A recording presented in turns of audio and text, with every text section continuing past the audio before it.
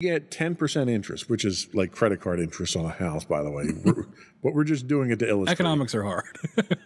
So at the end of 30 years, you would have paid $10,000 in interest on that house. So your house would have cost you $110,000.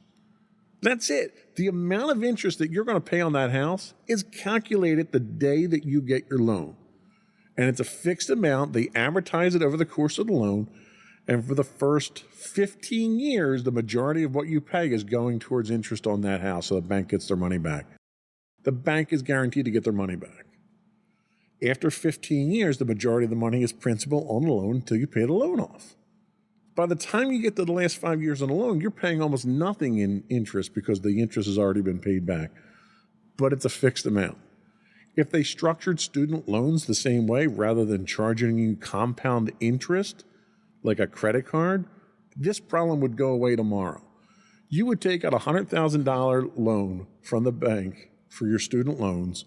You'd pay your 10%, and the most you'd ever pay is $10,000 on that loan under that situation.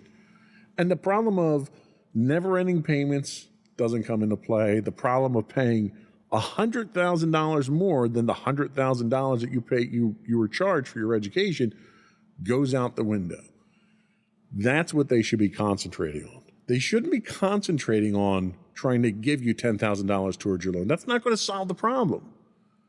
Because the problem is, you owe that money to somebody, so the government's going to give you forgiveness.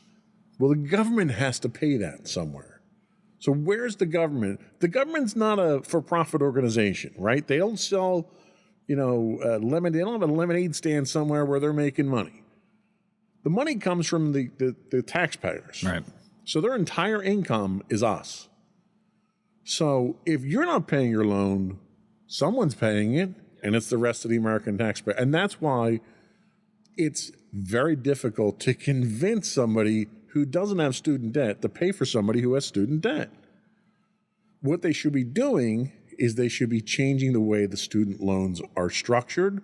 They should be capping the interest payments on there.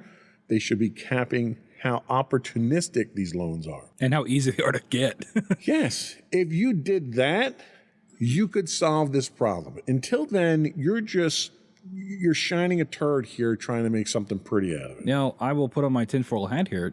You mentioned that this really isn't fixing anything. But for people like me that are important for a Democratic president that may be running for re-election soon, this would be a great reason to get a vote for him, right? Well, you are. And that's a good point. So he's buying your vote. That's really what this is. The problem